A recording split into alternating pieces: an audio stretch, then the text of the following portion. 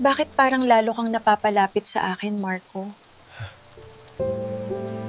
Ang araw ay dahan-dahang lumulubog sa abot tanaw ng Maynila, nagpapamalas ng isang kulay kahel na sumasalamin sa bintana ng bahay ni Liza. Sa loob, ang katahimikan ay tila isang matagal ng bisita, sumasama sa bawat sulok at kabanata ng kanyang buhay. 48 taon na si Liza, isang biyuda na matagal nang nag-isang bumubuo ng kanyang mundo.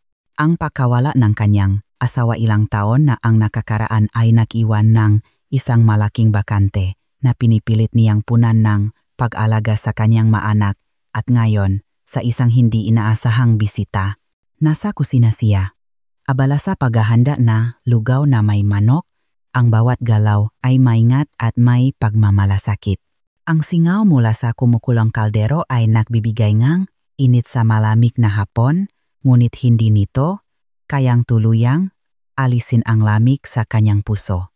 Ito ang kanyang nakagawian sa nakaraang buwan mula nang dumating si Marco sa kanyang bahay.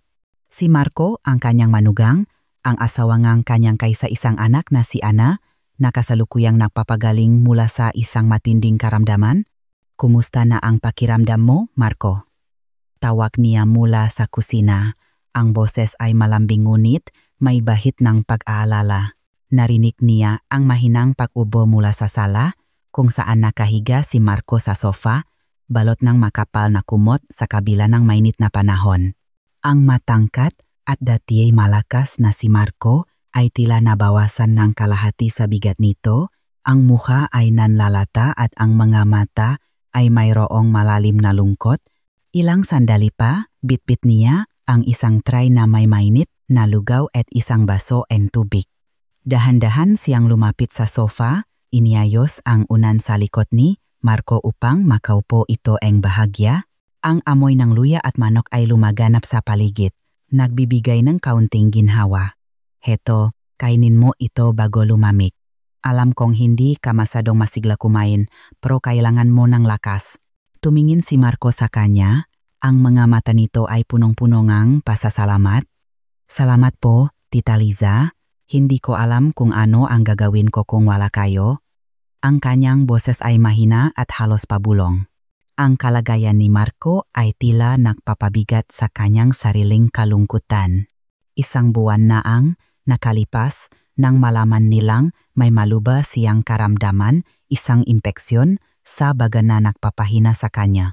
Sa panahong iyon, si Ana, ang kanyang asawa, ay hindi raw niya kayang alagaan si Marco dahil sa trabaho nito at sa mga personal na dahilan.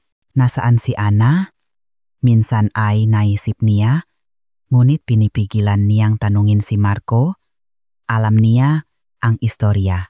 Sinabi ni Ana na pansamantala silang magkakahiwalay ni Marco dahil sa hindi pagkakaunawaan sa usaping pang-intimate, isang pahaya na nagbigay ng matinding gulat at kalituhan kay Liza. Paano nangyari iyon sa loob lamang ng 3 taon ng kanilang kasal? At bakit ngayon, sa panahong pinakamahina si Marco, ay pinili nitong lumayo? Subuan ko na kayo, sabi ni Liza, kumuhang isang kutsara ng lugaw at dahan-dahang inilapit sa bibig ni Marco. Sumunod naman ito, tinitignan siya ng diretso sa mata.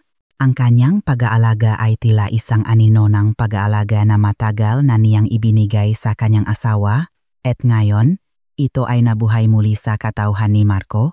Ito ay isang uringang pagtupat sa kanyang papel bilang ina kahit nasa kanyang manugang.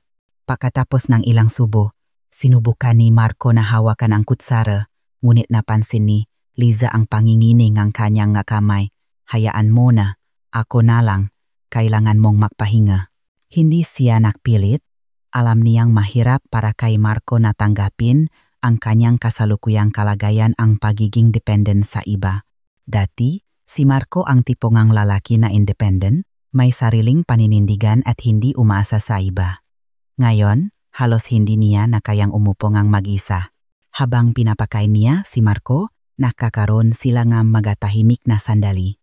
Paminsan-minsan ay nakukuwento si Liza tungkol sa mga maliliit na bagay na nangyayari sa kapitbahayan o sa mga alaala ng kanyang kabataan. upang kahit papaano ay gumaan ang loob ni Marco.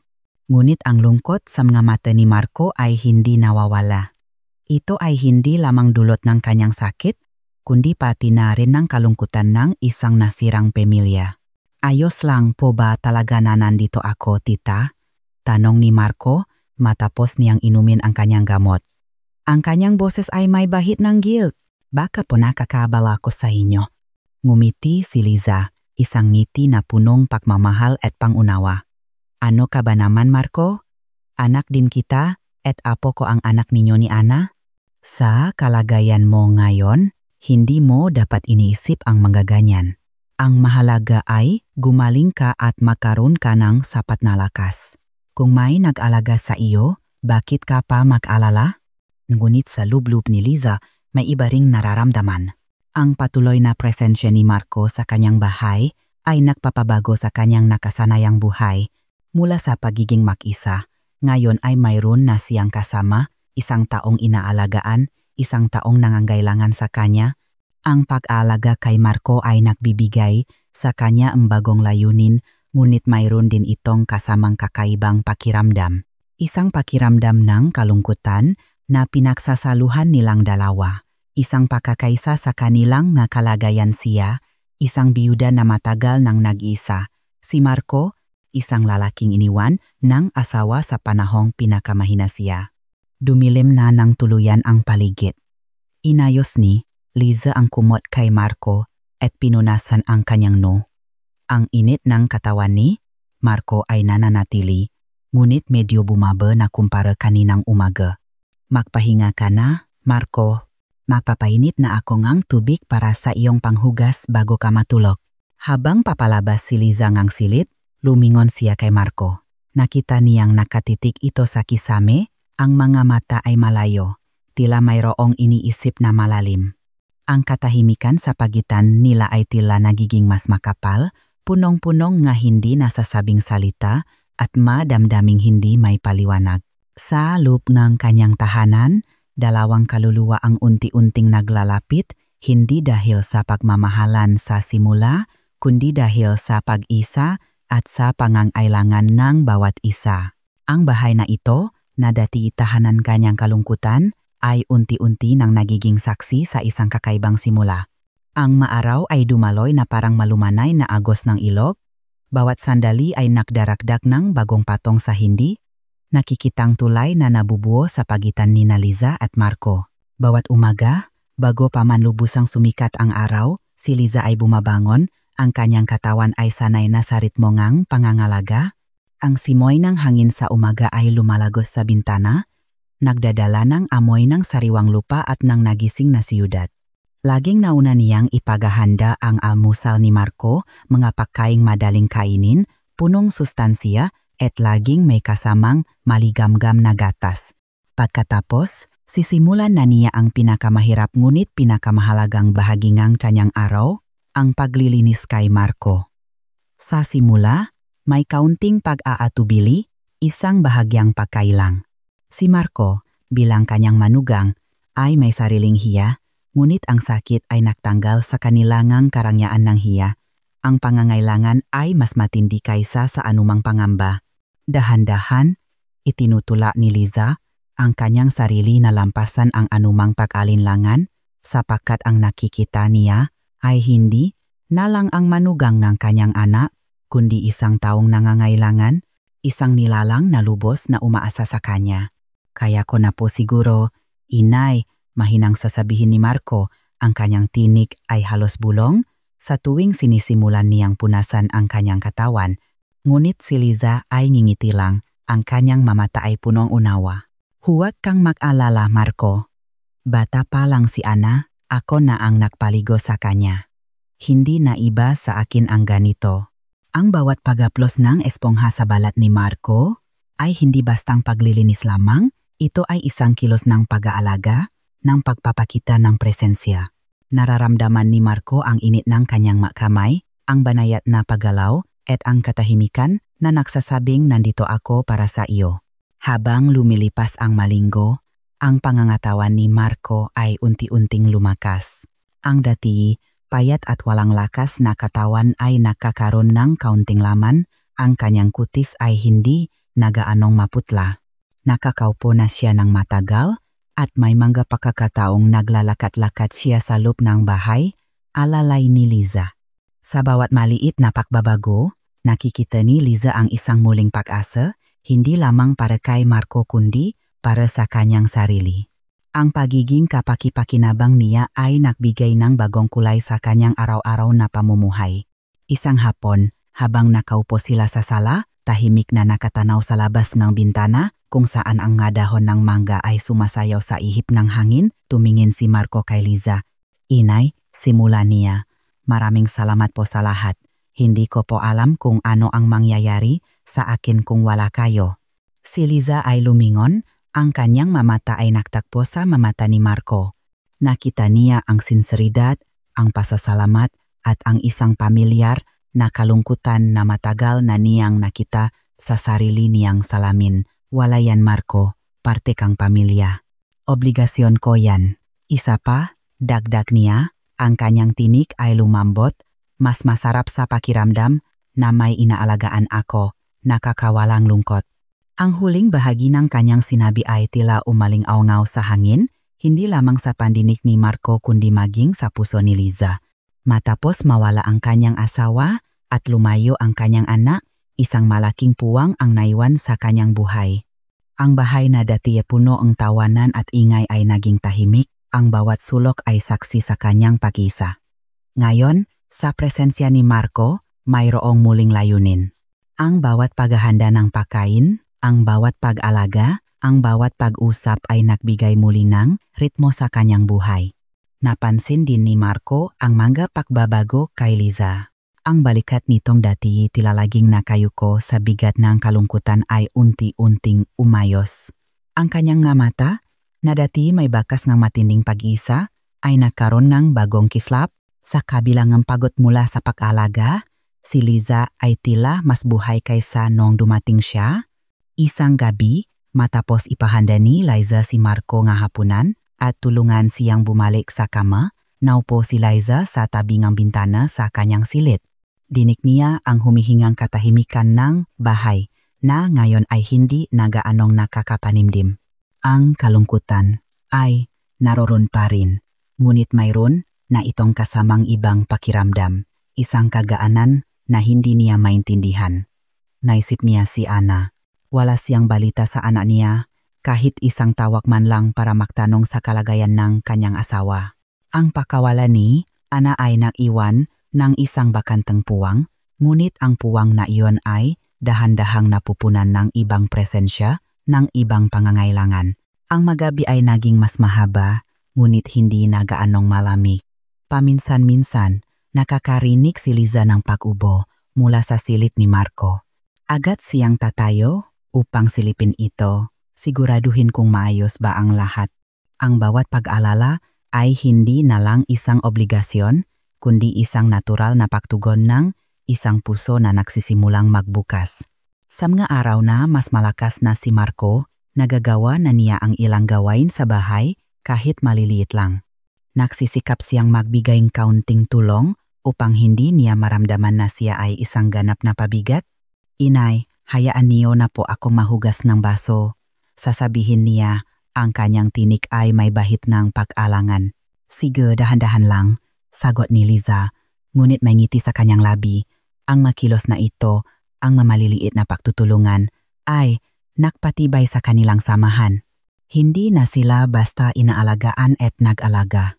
Sila ay naging makasama, makatuwang sa loob na apat na dingding na iyon.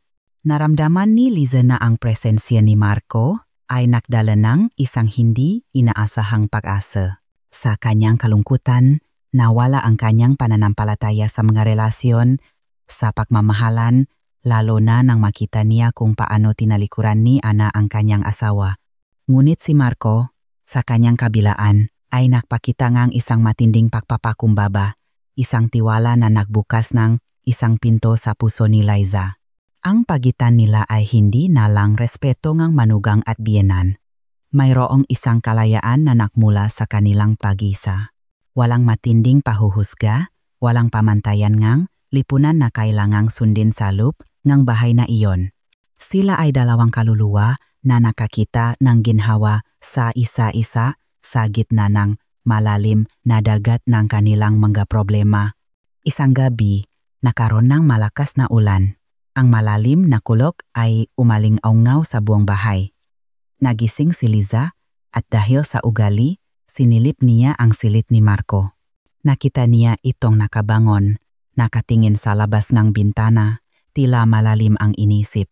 Lumapit si Liza, dahan-dahan dala ang isang kumot. Gising ka pa? Tanong niya, malumanay ang kanyang tinik. Nagulat si Marco. Hindi po ako makatulog, inay. Ang glakasen na ulan. Inabot ni Liza ang kumot kay Marco. Balutin mo ang sarili mo. Baka ginawin ka. Habang inaabot niya, bahagyang nakadikit ang kanilang makamay. Isang maikling pagaplos, isang kislap ng kuryente na mabilis na nawala, ngunit sapat na upang maramdaman ng bawat isa. Tumahimik sila, nakatanaw sa labas ng bintana. Ang tunog ng pata na ulan ay nagsilbing isang musika na nagpakalma sa kanilang mga puso. Sa mga sandaling iyon, nararamdaman ni Liza na may isang bagay na nagbabago, isang damdaming lumalago, hindi niya palubos na maintindihan o may paliwanag. Hindi ito ang uri ng pagmamahal na alam niya sa kanyang asawa o sa kanyang anak. Ito ay isang bagay na mas malalim, mas tahimik, ngunit may matinding kapangyarihan. Ito ay ang pagising ng isang puso na matagal nang natutulog, na ngayon ay nagsisimulang magtanong, possible pa ba? Ang bahay na iyon ay hindi na lamang isang pisikal na istruktura. Ito ay naging isang kanlungan, isang silit-aklatan na mga hindi nasasabing damdamin, na mga pag-asa at pangamba. Ang bawat dingding ay nakasaksi sa pagbabago, sa pagdikit ng dalawang kaluluwa na hindi inaasahang magtatakpo sa gitna ng kanilang kalungkutan. At sa pagpapatuloy ng mga araw, ang misteryosong koneksyon na ito ay lalong lumalim, naghihintay ng tamang panahon upang tuluyang mamukatkat o baka tuluyang masira. Unti-unting gumaling si Marco mula sa kanyang karamdaman. Sa bawat araw na lumilipas, lalong lumiliwanag ang kanyang mukha, bumabalik ang sigla sa kanyang mga mata.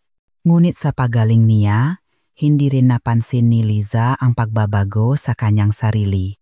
Ang pag-alaga kay Marco ay naging higit pa sa isang obligasyon. Ito ay naging bahagi ng kanyang araw, isang ritmo na kinagisnan ng kanyang puso. Ang madating tahimik na gabi ay napuno ngayon ng mahinahong pag-usap.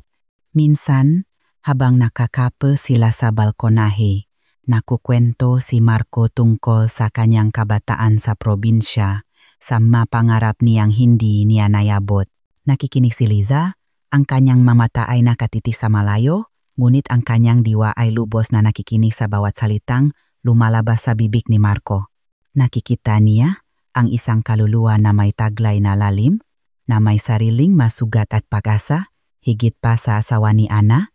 Noon, pangarap kong makaroon ng sariling sakahan, sabi ni Marco isang hapon habang abala si Liza sa pagbabalat ng patatas para sa hapunan.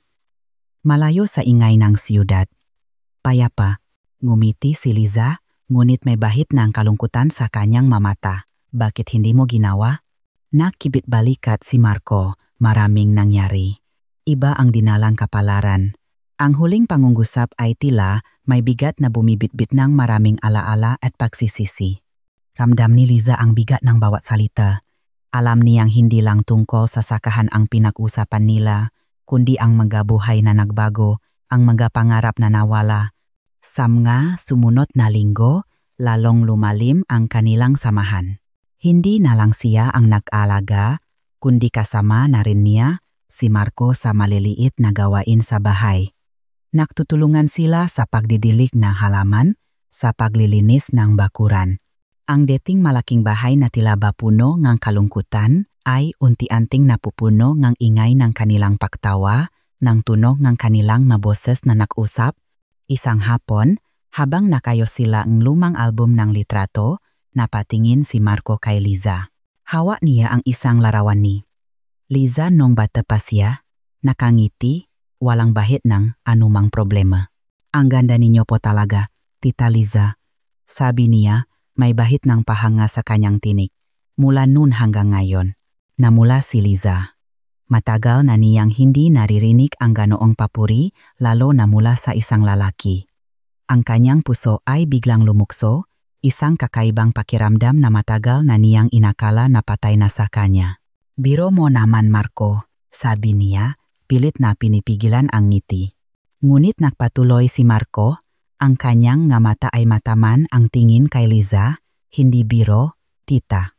May taglay kayong ganda na hindi kumukupas.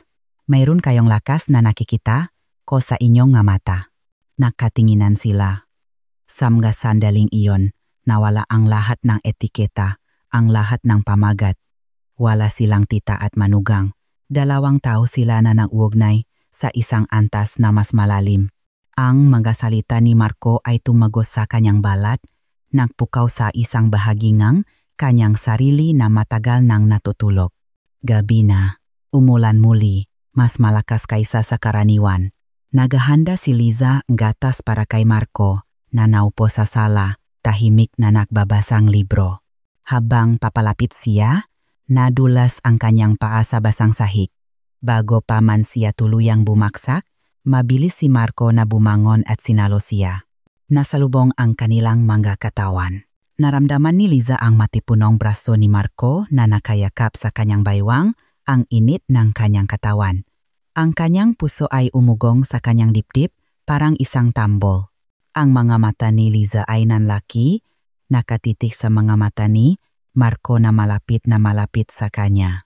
Nakikita niya ang pagkabigla. At higit pa ron, isang bagay na hindi niya masabi, isang apoy na nakningas sa gitna ng kadiliman. Mabagal silang nahiwalay, ngunit ang kanilang mga kamay ay nanatiling makahawak, ang kanilang mga daliri ay nakakadikit. Isang kislap ng kuryente ang dumaan sa kanilang mga ugat. Ayos lang po ba kayo, tita? Tanong ni Marco, ang kanyang boses ay bahagyang nanginginig. Hindi makasagot si Liza. Ang tanging nagawa niya ay tumango, ang kanyang lalamunan ay tila batuyo. Ang pagdikit ng kanilang nga balat ay nagiwan ng isang marka, isang pangako, o baka isang babala. Pagkatapos ngang gabing iyon, nakaroon ng tahimik na pagbabago sa kanilang pagitan. Ang dating casual na pagdikit ay naging mas maingat, ngunit mas may kahulugan. Ang mga sulyap ay naging mas matagal, ang mga ngiti ay nagtatago ngang hindi nasasabing damdamin. Sa kanyang silit, nakahiga si Liza, gising na gising. Ang mapangyayari ay bumabalik sa kanyang isipan. Ang bawat detalye ay malinaw. Ang init ng kamay ni Marco, ang lalim ng kanyang tingin, ang pangingini ng kanyang boses. Ito ay isang bagong yugto, isang pagising sa isang bahagingang kanyang sarili na inakala niyang matagal ng patay. Ang tanong na kung posible pa ba iyon mangyari ay tila sinasagot na ng bawat paktibok ng kanyang puso. Oh, posible! Posible pa rin ang pakiramdam na iyon ng pagnanasa, ng pag-ibig, ng koneksyon, ngunit kasabay nito ay ang takot, takot sa lipunan, takot sa mga huhusga, takot sa sarili niyang damdamin. Ito ay ang manugang niya, ang asawa ang kanyang anak. Paano kung? Ngunit sa kabila ang takot, mayroong isang kakaibang kapayapaan na dahan-dahang lumalaganap sa kanyang puso. Ang pag-iral ni Marco sa kanyang buhay ay nagdala ng liwanag sa kanyang dating madilim na mundo. Hindi niya palubos na naiintindihan ang lahat, ngunit alam niyang sa piling ni Marco, nararamdaman niya ang isang bagay na matagal na niyang hindi naramdaman, buhay. Ang kanilang tahanan ay naging kanlungan ng magalihim na damdamin, isang silid kung saan ang mga puso ay nagsasalita ng walang tunog. Ang bawat sandali ay isang hakbang patungo sa isang bagay na hindi pa malinaw, isang landas na hindi pa natatahak. At sa gitna nga lahat na ito, may isang bagong paasa na naglalagablap sa kalooban ni Liza, isang paasa na hindi niya akalaing mararamdaman pa niya muli. Ito ay ang simula ng isang paglalakbay na magpapabago sa kanilang buhay, maging ito man ay patungo sa kaligayahan o sa mas malaking pagsubok. Ang susunod na kabanata ay nakasulat na sa hangin, naghihintay na mabuksan. Ang pag-asa na naramdaman ni Liza ay isang masalang usbong, dahan-dahang lumalago sa mabita ng kanyang matagal ng kalungkutan. Ang unti-anting pagaling ni Marco ang nagbigay ng bagong direksyon sa kanyang maaraw, hindi na lang puro pag-iisip sa kawalan, kundi puno ng bagong layunin. Nahuli niya ang kanyang sarili na inaabangan ang bawat maliliit na pagbabago kay Marco, ang bahagyang pagtaas ng kanyang gana, ang mas matatak na kapit ng kanyang kamay kapag sinusubukang umupo, ang mas malinaw na tonong kanyang boses. Ito ay isang kakaibang ginhawa, isang pakiramdam ng pagiging kailangan na hindi niya namalayan na matagal na pala niyang hinahanap. Bawat umaga, habang pinakahanda niya ngang lugaw si Marco at inaabot ang gamot nito, may kakaibang kapayapaan ang bumabalot sa kanilang dalawa. Hindi na lang siya ang biyenan at siya ang manugang na may sakit. Unti-unti, nagiging dalawang. Kaluluwa sila na nagbabahagi ng tahimik na espasyo. Nagsimula silang makwentuhan ng mas malalim, hindi tungkol sa sakit, kundi tungkol sa nakaraan, sa mga pangarap na naudlot, at sa mga takot na matagal na nilang kinimkim sa loob. Hindi ko akalaing ganito kahirap maging mag-isa, Tita Liza, ani Marco isang gabi habang nakatitik sa kisame. Ang kanyang tinig ay mahina pa, may bakas ng kalungkutan na matagal na niyang ikinukubli. Akala ko, malakas ako. Pero ngayong wala si Ana at ngayong mahina ako, parang nawawala ako. Umupo si Liza sa tabing kanyang kama, dahan-dahang pinupunasan ang nonito ang basang tela. Alam ko ang pakiramdam na yan, Marco. Sagot niya, malambing ang boses, puno ang pag-unawa. Naramdaman ko rin yan nang mawala ang papa mo. Para kang isang bangka na nawalan ng layak sa gitna ng malawak na karagatan. Pero ang mahalaga, Marco, ay huwag kang bumitaw. Hindi ka nag-iisa. Hindi niya binanggit na kahit ngayong matagal na ang pagkamatay ng kanyang asawa, may manggagabing bumabalik ang lungkot, lalo na ngayong malayo si Ana at wala siyang kasama sa bahay. Ang pagkakaroon ni Marco ay isang di inaasahang lunas sa sarili niyang kalungkutan. Sa mga sumunod na araw, naging mas bukas pa sila sa isa't isa. Ikinuwento ni Marco ang kanyang pangarap na magkaroon ng sariling maliit na coffee shop, isang bagay na itinabi niya nang pakasalan si Ana. Nakinig naman si Liza sa mga detalyeeng kanilang paghihiwalay ni Ana, ang paulit-ulit na pagtatangka ni Marco na ayusin ang kanilang relasyon, at ang tila walang paasang sagot ni Ana tungkol sa hindi pakakasundo sa aspetong pisikal.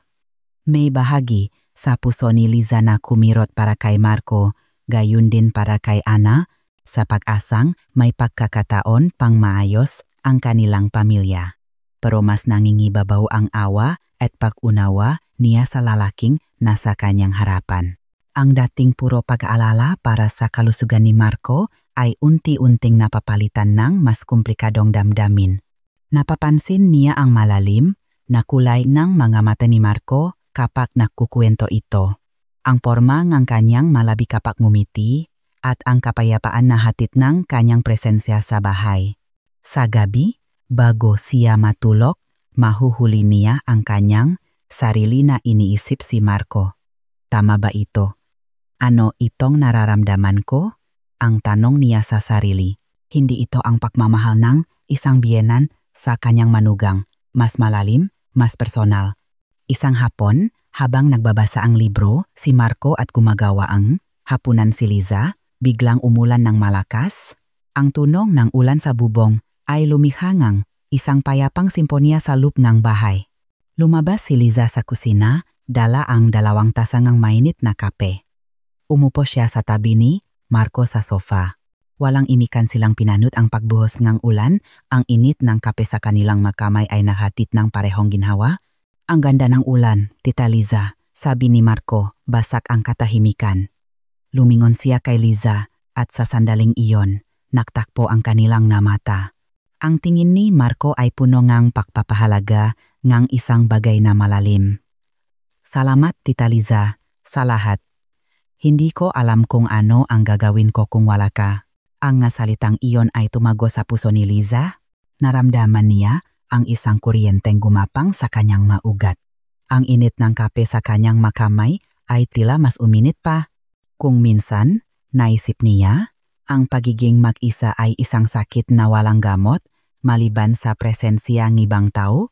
At si Marco, sa kanyang kahinaan at sa kanyang pagiging toto, ay ang naging gamot niya, ngunit alam niyang maling-mali ito. Siya ang ina ng asawa nito, pero paano mo pipigilan ang puso na maramdaman ang hindi mo sinasadyang maramdaman? Malamig ang gabi at sa paglamig ng hangin, tila lalo silang napapalapit. Habang binubuhusan ni Liza ng sabaw ang mangkok ni Marco kinagabihan, hindi niya napansin na dumikit ang kanyang braso sa braso ni Marco. Nakaroon ng mabilis na reaksyon ang balat ni Marco, isang bahagyang panginginig, inangat niya ang kanyang ulo at muli nagtagpo ang kanilang mamata. Ngayon, mas matindi ang nandun, isang hindi masambit na tanong, isang pangako, isang bawal na atraksyon. Ang kape ay tapos na, ang ulan ay humina na, ngunit ang init sa loob ng silid, sa pagitan nila, ay nagsisimula pa lamang lumagablab. Ang kanilang mga puso ay nagsisimula ng tahakin ang isang landas na puno ng panganib, ngunit puno rin ng di inaasahang pangako. Kinabukasan, magaan ang sikat ng araw na pumasok sa bintana, ngunit mabigat ang pakiramdam ni Liza habang gumigising. Hindi niya malimutan ang titigan nila ni Marco, ang pagdampingang kanilang nga kamay kagabi. Isang pamilyar na kurot ng pagkakasalang matagal nang nakabaon sa kanyang puso ang muling sumakit.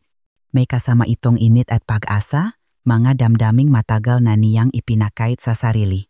Napakasama ko, bulong niya sa sarili habang inihahanda ang almusal. Subalit sa bawat pahinga, nakadarama siya ng hindi may paliwanag na koneksyon kay Marco. Siya ang tanging nakakaintindi sa lalim ng kanyang kalungkutan, sa bigat ng kanyang pihati bilang isang ina at isang babaeng matagal nang nawalan ng kapareha. Sa bawat araw na inaalagaan niya si Marco, lalo niyang nararamdaman ang pagkabuhay ng isang bahagi niya na akala niya'y matagal nang namatay. Pagpasok niya sa silid ni Marco dala ang sopas at gamot, naabutan niya itong nakatingin sa labas ng bintana, tila malalim ang iniisip. Ang buhok ni Marco ay bahagyang magulo, at sa kabilangang pamumutla, may kakaibang sining ang kanyang mukha na nagpaalala kay Liza sa isang batang nawawala sa gitna ng unos. Marco, kain na, malambing niyang sabi at lumingon si Marco. Muling nagtakpo ang kanilang mamata at isang nakakakuryenteng ngiti ang sumilay sa labi ng binata. Salamat po, Tita Liza, sagot niya. At sa bawat bikas ng kanyang pangalan, may kakaibang lambing na nagpapabilis sa tibok ng puso ni Liza. Umupo si Liza sa tabi ng kama at tulad ng nakasanayan, sinubuan niya si Marco. Masarap ang sopas at muling naramdaman ni Liza ang saya na dulot ng simpleng gawaing pag-alaga. Ngunit ngayong umaga, may kakaibang bigat sa bawat pagdampingang kutsara sa labi ni Marco. Isang bigat na nagpapaalala sa kanya ng pagdampingang kanilang makamay kagabi. Pakiramdam ko, mas malakas na ako ngayon, sabi ni Marco habang umiinom ng tubig. Salamat po talaga sa pag-alaga niyo sa akin. Hindi ko po alam kung ano ang gagawin ko kung wala kayo. Wala yon, anak, sagot ni Liza, ngunit may konting pilit sa kanyang tinik.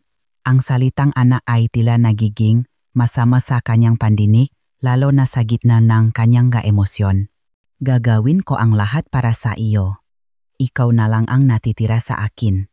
Natahimik si Marco, ang kanyang mamata ay naghahanap ng kasagutan sa mamata ni Liza. May isang hindi masambit na kalungkutan sa mahuling salita ni Liza, isang pagpapakita ng kanyang kahinaan na tanging si Marco lang ang nakasaksi. Maya-maya, nagsimulang umulan. Malakas ang pataang ulan sa bubong at ang lamig ay muling pumasok sa silid. Lumapit si Liza sa bintana para isara ito at nakita niyang nanginginig si Marco. Ginaw ka ba? Tanong niya at tumango si Marco. Dali-dali siyang kumuhang kumot at inabot ito kay Marco. Ngunit sa halip na abutan lang, lumapit siya at dahan-dahang ikinumot kay Marco. Habang ginagawa niya ito, lumapit ang kanyang mukha sa mukha ni Marco. Ang kanilang hininga ay nagsalubong. Ang amoy ng gamot, ang ulan at ang pabango ni Liza ay nagalo. Mas mainit na po, bulong ni Marco, ngunit ang kanyang nga mata ay nanatiling nakatuon sa mga mata ni Liza. Ang kanilang distansya ay napakaliit. 1 pulgada o mas kaunti pa ang naghihiwalay sa kanilang mga labi. Sa loob ng silid, tila huminto ang oras. Ang tunok ng ulan sa labas ay tila nagiging himik, ang bawat patak ay nagsisilbing tibok ng kanilang puso. Ang pangamba ay lumalaban sa tukso, ngunit ang pag-isa at ang matinding pangangailangan ng pagmamahal ay unti-unting lumalamon sa lahat. Naramdaman ni Liza ang mainit na hininga ni Marco. Ang kanyang nga labi ay bahagyang nakabukas, tila naghihintay o nagtatanong. Isang matinding kuryente ang dumaloy sa katawan ni Liza. Ito ang sandali na matagal na niyang iniwasan. Ang sandaling kinatatakutan at pinipigilan niya, ngunit sa sandaling iyon, ang takot ay napalitan ng uhaw, ang pagpipigil ay natunaw sa matinding pangungulila. Unti-unti, dahan-dahan, bahagyang umabante si Liza. Ang kanyang mga mata ay ipinikit, hinayaan ang kanyang damdamin na gumabay. Ang init ng katawan ni Marco ay lumalabas, humihila sa kanya. Sa loob ng ilang sandali, ang kanilang ngalabi ay nakdikit. Isang marahang pagdampi, ngunit napakabigat sa kahulugan. Isang halik na punong kalungkutan, pangungulila, at isang bawal na pangako. Nagulat si Marco, ngunit hindi siya umatras. Sa halip, ang kanyang kamay ay dahan-dahang umakyat at mahigpit na humawak sa likod ng ulo ni Liza, mas lalong nagpapalalim sa halik. Ang pag-aalinlangan ay nawala, napalitan ng matinding pagnanasa. Isang labis na pangungulila ang bumalot sa kanilang dalawa, ang bawat halik ay tila nagpapagaling sa matagal ng sugat sa kanilang kaluluwa. Hindi ito isang halik ng pagnanasa lamang, kundi isang halik ng pagtuklas, ng pagtanggap sa isang bagay na matagal nang nakatago. Sa loob ng halik na iyon, natagpuan ni Liza ang kapayapaan na matagal na niyang hinahanap. Natagpuan ni Marco ang init na kinailangan niya sa gitna ng kanyang kalungkutan. Ang ulan ay lalong lumakas. Tila nakikisabay sa siglang kanilang damdamin. Nang magiwalay ang kanilang malabi, nanatili pa rin ang kanilang mga mata na nakatitik sa isa't isa, punong gulat, pagtataka, at isang hindi may paliwanag na pag-asa. Ang kanilang mga puso ay mabilis na tumitibok, nagsasabing nagawa na nila ang isang bagay na bawal, ngunit sa parehong pagkakataon, nagbigay ngang ginhawa sa matinding kalungkutan. Tita Liza, bulong ni Marco, ang kanyang tinik ay bahagyang nanginginig, hindi sumagot si Liza. Sa halip, dahan-dahan niyang hinaplos ang mukha ni Marco, ang kanyang mamata ay punong luha, hindi dahil sa kalungkutan, kundi dahil sa pagkalito at sa matinding emosyon na biglang bumuhos sa kanya. Ang kanilang relasyon, na nagsimula sa simpleng pag-alaga, ay lumalim na ngayon sa isang landas na alam nilang mapanganib, ngunit hindi na nila kayang pigilan. Ito ay simula ng isang paglalakbay na magpapabago sa kanilang buhay, isang paglalakbay na itinakda ng puso, hindi ngang lipunan. Ang kanilang magalihim ay nagsimula na, at ang bawat sandali mula ngayon ay magdadala ng bawat posibleng panganib at bawat posibleng kaligayahan. Ang umaga matapos ang halik ay binalot ng kakaibang katahimikan. Hindi ito ang karaniwang tahimik na umaga ni Liza, kung saan ang tanging maririnig ay ang huni ng ibon at ang pagampas ng walis sa sahig. Ngayon, bawat sulyap, bawat galaw ni Marco ay may dalang libu-libong salita na hindi masambit. Naroon pa rin ang amoy ngang basa nilang buhok, ang alat ng luha at ulan na nagsama sa kanilang mapiski. Naroon pa rin ang mainit na pakiramdam ng labi ni Marco sa labi niya at ang bigat ng kanyang bisik sa kanyang likuran. Nakunwari si Liza na abala sa paghahanda ng almusal, ngunit ang kanyang mga kamay ay nanginginig habang piniprito ang longganisa. Pumasok si Marco sa kusina, nakasuot ng malinis na t-shirt at jogging pants. Ang kanyang buhok ay basa pa at nakasisyo. Lumapit siya sa coffee maker at kumuha ng kape. Nakatitigan sila. Sa mga mata ni Marco, nakita ni Liza ang isang halo ng pag-alinlangan, pagnanasa, at isang malalim na pag-unawa. Tita Liza, bulong ni Marco, halos hindi marinig. Ang nangyari kagabi. Marco, putol ni Liza, ang boses ay mahina ngunit matata. Huwag na nating pag-usapan, hayaan na lang natin.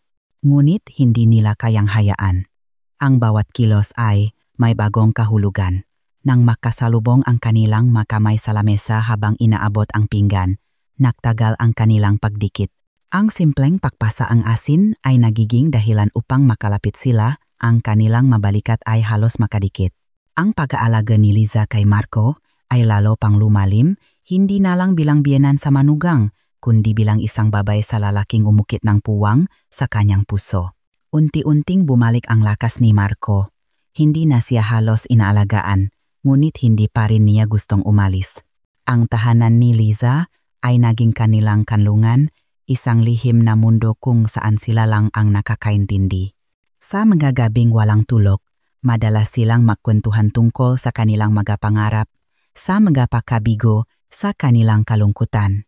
Ibinuhos ni Liza ang kanyang takot na mamatay na mag-isa na malimutan. Ibinunyak ni Marco ang kanyang pihati sa pagkawala ng kanyang pamilya, sa kanyang pangungulila sa pagmamahal na akala niya ay nawala na. Isang hapon, habang nanonood sila ng pelikula, hindi namalayan ni Liza na nakasandal na si Marco sa kanyang balikat. Ang init ng kanyang katawan ay nagbigay sa kanya ng kakaibang ginhawa, isang pakiramdam ng pagkakabilang na matagal na niyang hindi naramdaman. Naramdaman niya ang kamay ni Marco na marahang hinahaplos ang kanyang buhok at ipinikit niya ang kanyang mata. Sa sandaling iyon, ang mundo sa labas ay nawala, tanging sila, ang kanilang lihim, at ang init ng bawat isa ang nahari.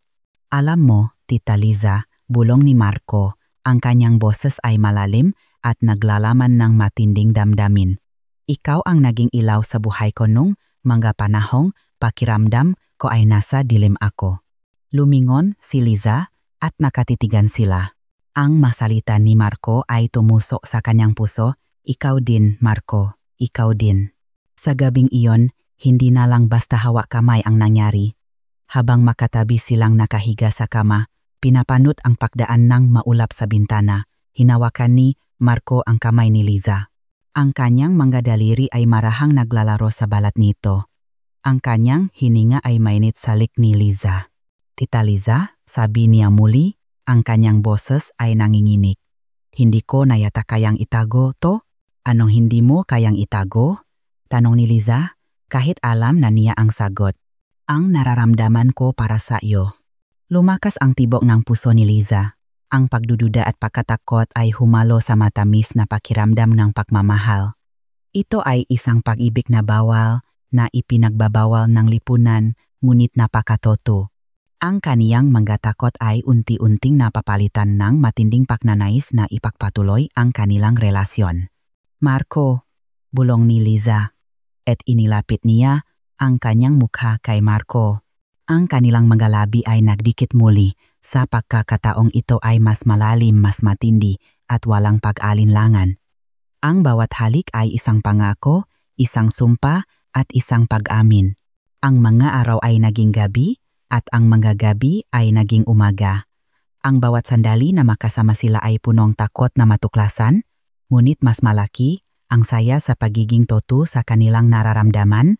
Nakaroon sila ang sariling mundo sa lupngang bahay ni Liza. Nagluluto sila ng makasama, nakukwentuhan hanggang hating gabi, at nagbabahagi nga lihim na hindi pa nila nasasabi kanino man. Ang bawat pagdampingam kamay, bawat sulyap, bawat ngiti ay may dalang mensaheng ang pagmamahal at pag-asa. Ngunit ang kanilang mundo ay nasa panganib. Isang hapon, habang nag-ayos si Liza ang kusina, tumunog ang kanyang telepono. Isang numero na matagal nang hindi tumatawag ang lumabas sa screen. Huminto ang kanyang puso sa isang iglap. Ito ang numero ni Ana. Nakatitigan sila ni Marco. Ang ngiti sa kanyang labi ay unti-unting nawala. Ang tahimik nilang kanlungan ay tila ginulo ng bigla ang tawa na iyon. Alam ni Liza na ang tawag na iyon ay magdadala ng pagbabago ng posibleng pagtatapos sa lahat ng kanilang lihim na kaligayahan. Ang kanilang paglalakbay na itinakda ng puso ay malapit nang harapin ang matinding pagsubok ng lipunan. Dahan-dahan, inilapit ni Liza ang telepono sa kanyang tainga, ang puso niya'y humahagulgol na parang tambol. "Hello, Ana?" sabi niya, pilit na pinatatak ang boses. Ang tinik ni Ana sa kabilang linya ay matalas, humihiwa sa biglang katahimikan ng silit. "Nanay, nasaan si Marco?" Napahinto ang pahinga ni Liza. Nasa kwarto niya, nagpapahinga. "Bakit?" Sinulyapan niya si Marco na ngayon ay nakatayo malapit sa kanya, malaki ang mga mata sa pag-alala, pilit na iniintindi ang mga salita ni Ana mula sa bahagingang usapan ni Liza. "Nagpapahinga?" May pakamuhi sa tono ni Ana. "Narinig ko kasing gising na gising siya. Narinig ko ang boses niya, nanay." Isang malamig na kilabot ang dumaloy sa gulugot ni Liza. Narinig kaya sila ni Ana? Tumatawa kaya ito nun pa at masyado silang abala para mapansin? O isang simpleng pananakot lang ito? "Anak, hindi ko maintindihan ang sinasabi mo." Pilit na nagkunwari si Liza na inosente, kahit na mabilis na nag-isip ang kanyang utak. "Hindi mo maintindihan?" Tumawa si Ana, isang maikli at walang galak na tunok. "O ayaw mo lang intindihin?" "Nanay, pupunta ako diyan. Ngayon din." "Anak, huvak na. Gabi na nga. Kaya mas kailangan kong malaman kung bakit buhay na buhay ang bahay mo kahit may sakit si Marco." Tumataas na ang boses ni Ana. May bahit ng pagdududa at galit. "Sabihin mo sa akin, nanay, anong ginagawa ninyo ni Marco diyan? Bakit ayaw mo siyang umuwi sa pamilya niya? O pumunta sa akin kung ayaw niyang makita ang pamilya niya? Bakit diyan pa rin siya sa iyo sa loob ng ilang linggo?" Naramdaman ni Liza ang pagigpit ng buhol sa kanyang tiyan. Hindi lang pala nag-check up si Ana kay Marco, ini-interrogate niya si Liza. Masyadong spesipiko ang nga tanong, masyadong puno ng kahulugan. "Ana, pinapagalitan mo na ba ang nanay mo ngayon?" Pilit na nakpakita ng kaunting autoridad si Liza bilang ina, ngunit nanginginig ang kanyang boses. "Hindi ko kayo pinapagalitan, nanay. Nagtatanong lang ako." At sa tono mo, parang may tinatago ka. Marahan na hinawakan ni Marco ang kabilang kamay ni Liza, pinisil ito ng may katiyakan, ngunit nanginginig din ang sarili niyang kamay. Tumingin siya kay Liza ng may pagmamakaawa, tahimik na humihingi ng proteksyon para sa kanilang sikreto. "Wala kaming tinatago, Ana," pagsisinungaling ni Liza, ang salita'y tila abo sa kanyang dila. Dito siya nagpapagaling.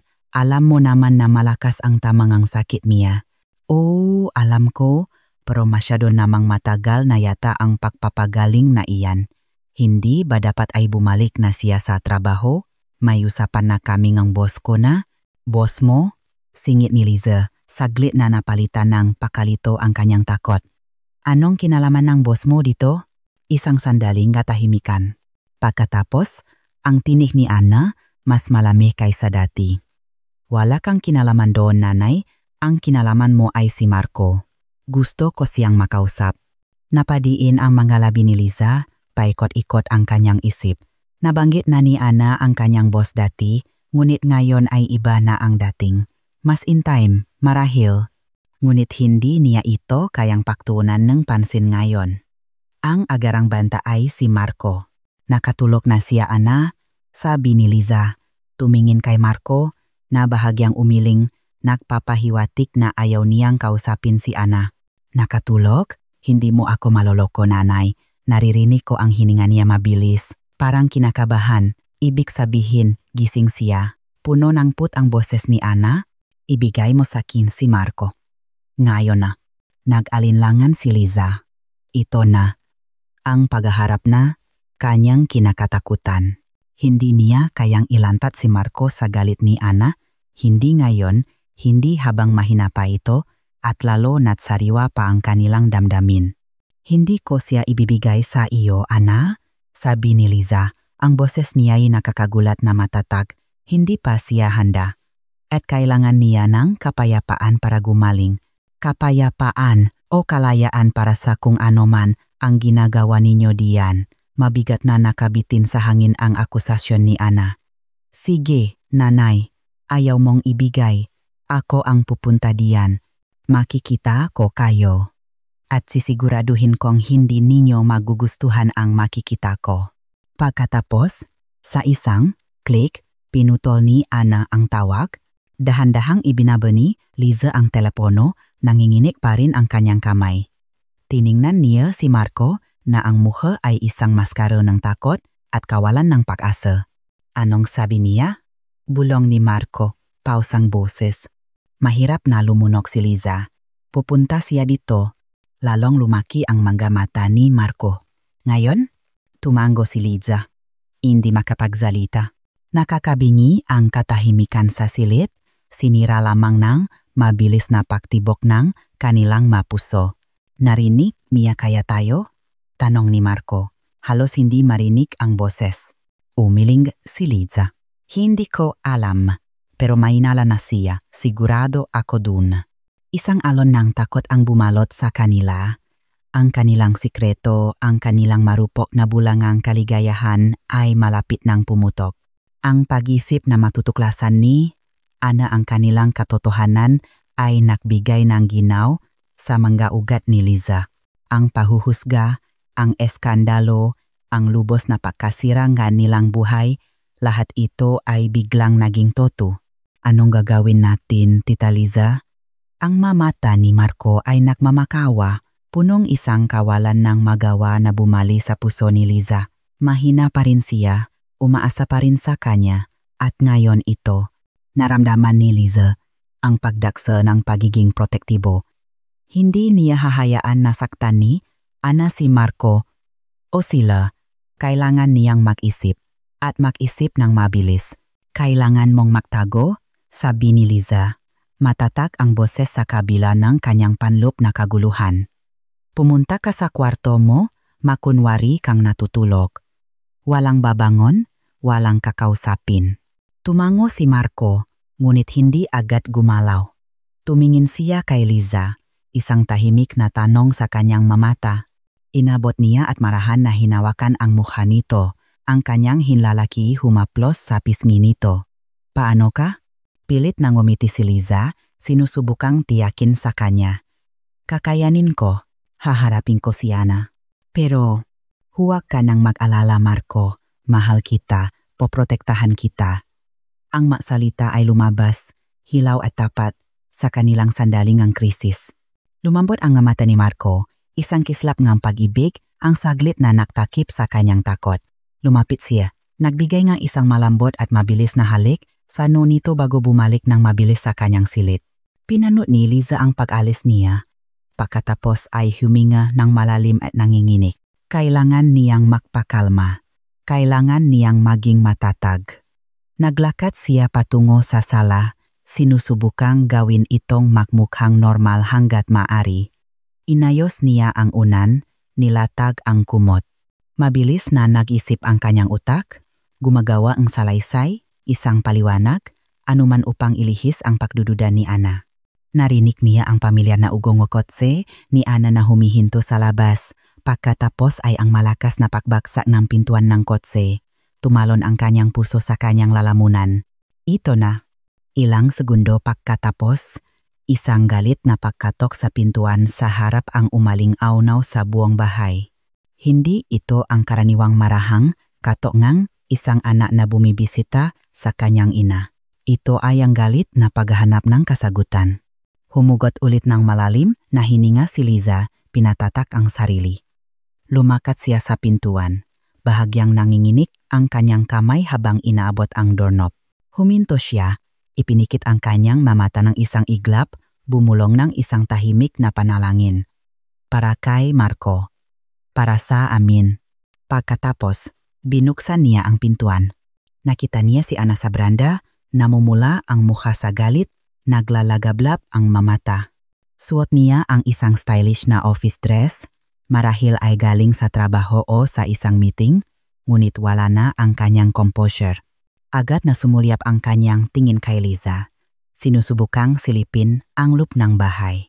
Nanay, mababa ang boses ni Ana, delikado. Nasaan si Marco? Sinalubong ni Liza ang galit na tingin ng kanyang anak, pilit na ipinapakita ang pagiging kalmado. Nasa kwarto niya. Natutulog na? Sinabi ko na sa iyo sa telepono. Umirap si Ana, itinulak si Liza at pumasok sa sala nang hindi naghihintay ng paanyaya. Umikot ang kanyang mamata, nagahanap, sinusuri ang bawat sulok ng bahay. Tiningnan niya ang sofa, ang kainan, pagkatapos ay dumiretso sa kwarto ni Marco. Pumipintik ang puso ni Liza. Ito ay higit pa sa isang anak na nakche-check sa kanyang ex-husband.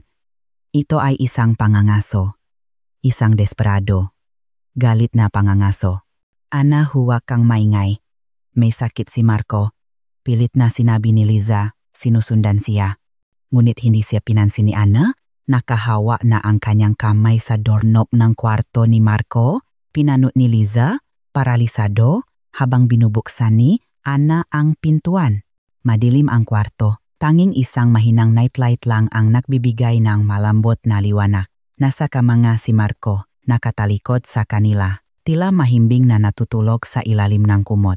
Pantay ang kanyang pahinga, masyadong pantay, naisip ni Liza, napaktanto na ginawa niya ang lahat para magpanggap. Tumayo si Ana sa pintuan, sinusuri ang eksena. Pumasok siya ngang isang hakbang, pagkatapos ay isa pa.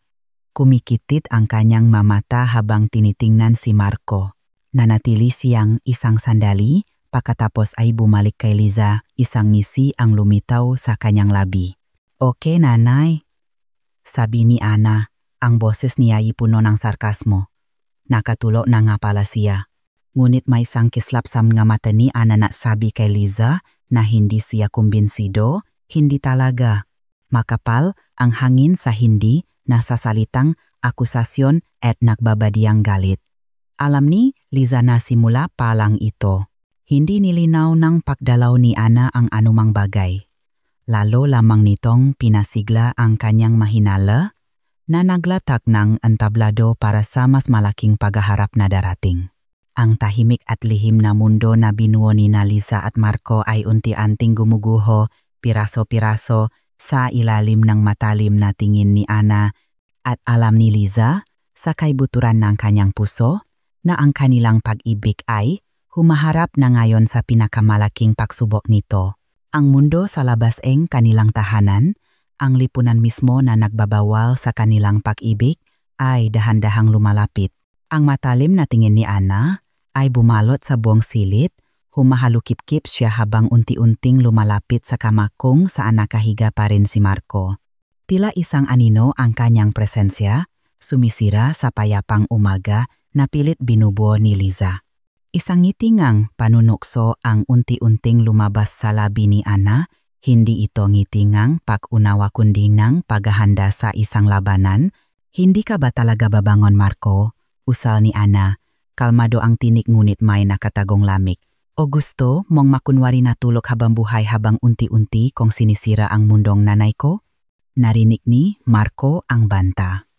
Dahan-dahan siyang bumangon, naupo sa gilid ng kama, ang kanyang tingin ay nakatuon kay Liza na nanatiling nakatayo sa pinto, naguguluhan at nangangamba. "Ano bang ginagawa mo rito, Ana?" tanong ni Marco. Mahina pa rin ang kanyang boses ngunit may bahid ng galit. "Ano ang ginagawa ko rito?" Tumawa si Ana, isang mapait na tawa. "Ako ang asawa mo? O sige, ex-wife na pala? At siya naman ang nanay ko? Hindi ba sapat na dahilan iyon para malaman ko ang katotohanan sa likod ng inyong pagmamahalan?" Lumapit si Ana kay Liza. Ang kanyang mukha ay halos dumikit sa mukha ng kanyang ina. "Hindi ka ba nahihiya, ma? Ang sarili mong manugang. Hindi ba iyon kasuklam-suklam sa iyo?" "Ana, wala kang alam sa nangyayari," mariing sabi ni Liza. Pilit kinakalma ang nanginginig niyang boses. "May sakit si Marco at inaalagaan ko lang siya." "Inaalagaan? Ganun ba talaga ang tawag sa pag-alaga ngayon? Sa ilalim ng isang bubong, nagtatago sa dilim ng pagtataksil?" Umiling si Ana, ang kanyang mamata ay nanlilisik. "Huwag kang mag-alala, ma. Hindi ko kayo iwan ng mag-isa. Sisiguraduhin kong malalaman ng lahat ang katotohanan." Hindi nagtagal, tinupat ni Ana ang kanyang banta. Sa sumunod na mga araw, tila apoy na kumalat ang balita sa buong Maynila. Mula sa makapitbahay na dati ibinabati, si Liza nang may pagalang Ngayon ay tinitiknan na siya ng may halong pandidiri at paghuhusga. Ang dating bulungan sa palengke ay naging malakas na paktawa, ang mga dating kaibigan ay umiwas. Ang kanilang kwento na sinukuan ni Ananamay, halong pagmamalabis at pagnanais na manakit ay naging usap-usapan sa buong lipunan. Hindi lamang sa mga pisikal na pakikisalamuhan na dama ang bigat ng pahuhusga. Ang kanilang kwento ay umabot sa social media na nagbigay daan sa libu-libong komento at mapanirang puri. Tinawag si Liza na ahas, walang hiya, mang-agaw ng manugang. Si Marco naman ay tinawag na walang utang na loob, manyak, palamunin.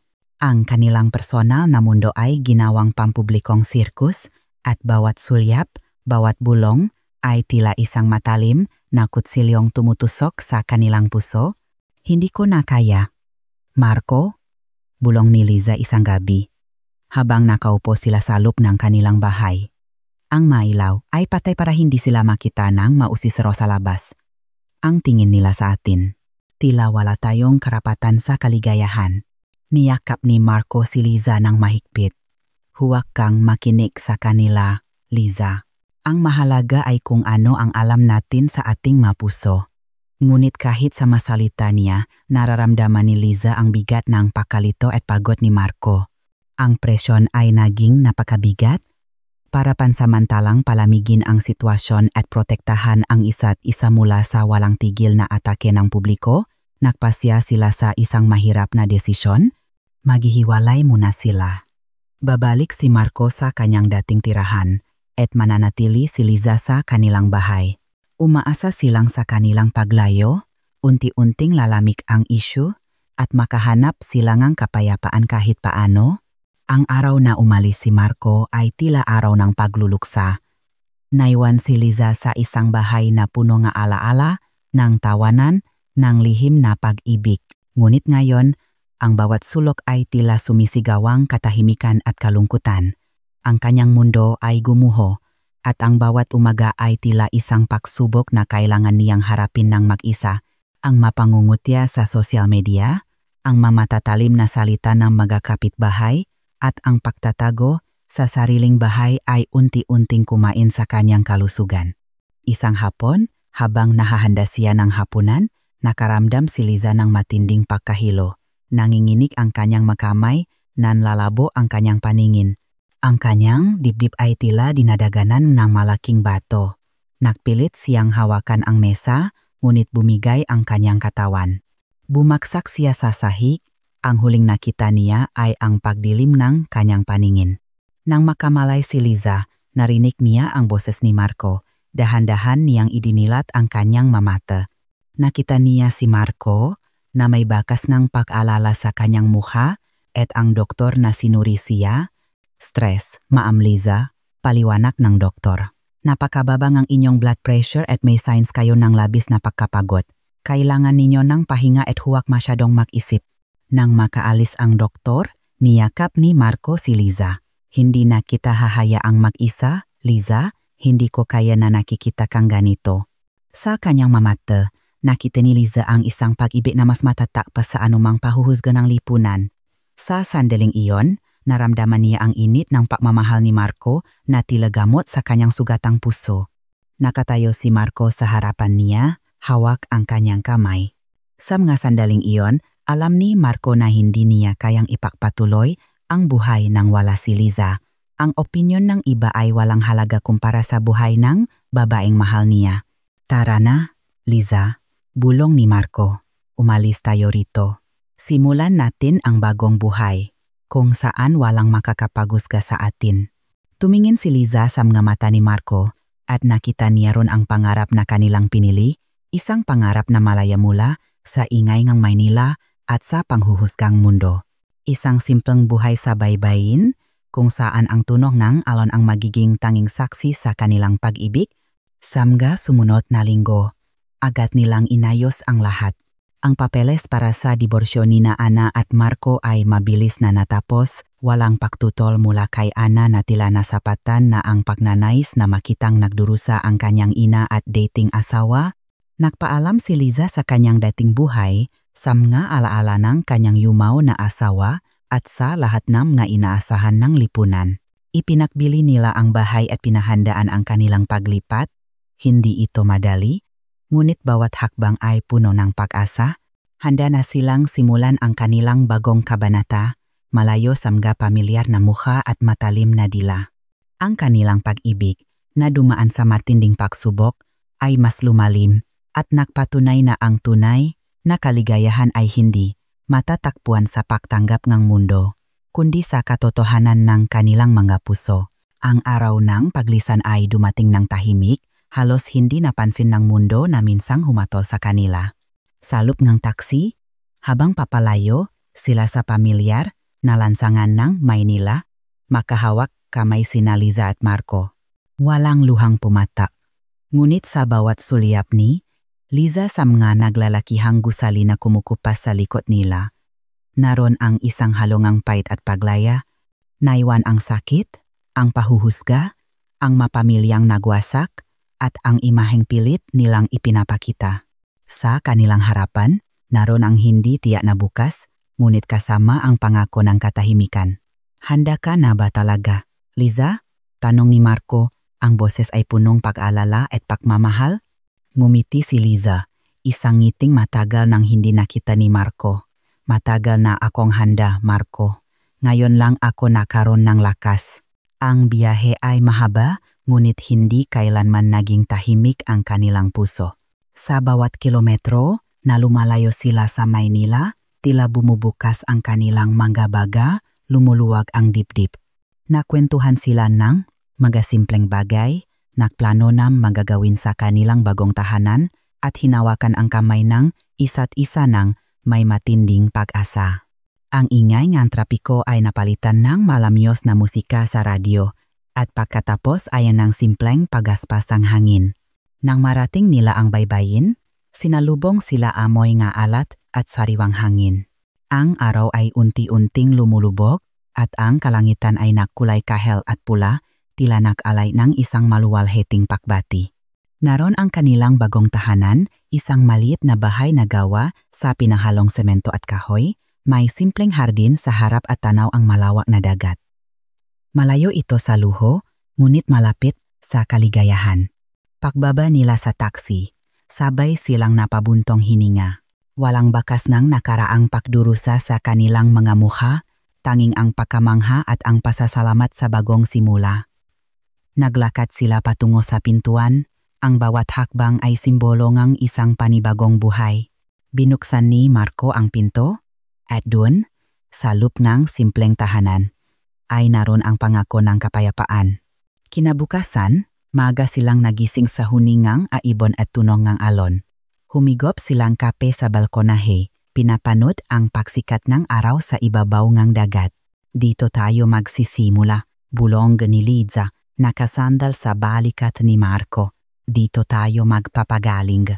Ang kanilang maaraw ay napuno ng simpleng gawain. Nagtanim sila ng gulay sa hardin, namili ng sariwang isda sa lokal na pamilihan, at tinuruan ni Marco si Liza kung paano mamangkas sa maliit na bangka na nabili nila.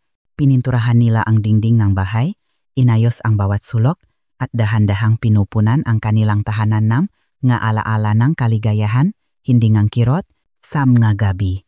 Habang pinapanut nila ang mabituin mula sa dalampasigan, madalas nilang pag-usapan ang kanilang nakaraan. Hindi na may hapdi, kundi may pagtanggap.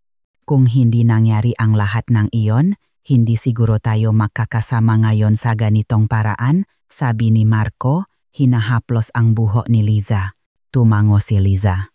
Mahirap, napakahirap. Ngunit tinuro nito sa akin na ang tunay na lakas ay hindi nasa pagtanggap ng iba, kundi sa pagtanggap sa sarili mo. At sa pagiging totoo sa nararamdaman mo, ang kanilang pag-ibig ay lumago tulad ng mahalaman sa kanilang hardin na umaaningang sikat ng araw at ulan. Ito ay hindi na kinailangan pang patunayan sa mundo. Ang kanilang mundo ay sapat na, naroon lamang sa pagitan nilang dalawa, sa bawat haplos, bawat sulyap, at bawat tahimik na sandali.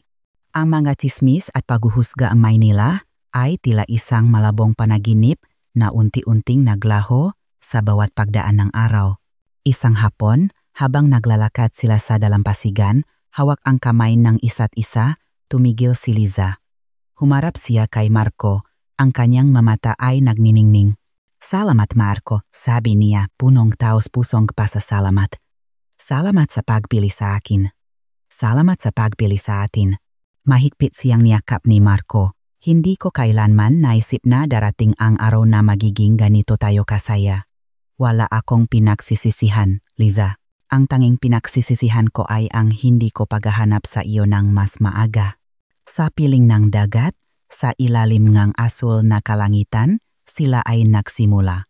Hindi bilang isang ina at isang manugang, hindi bilang mga biktima ng sismis, kundi bilang dalawang kaluluwang nagtagpo, nagpagaling, at nagmahal ng buong puso. Pinili nila ang kapayapaan kaysa kasikatan, ang pag-ibig kaysa paghuhusga. At sa simpleng buhay na iyon sa baybayin, natuklasan nila ang tunay na kahulugan ng kaligayahan, isang kaligayahan na hindi kayang bilhin ng salapi o sirain ng anumang opinyon. Sila ay malaya, at ang kanilang puso ay payapa. Ang kanilang kabanata ay nagsimula, hindi sa isang dulo, kundi sa isang walang hanggang simula.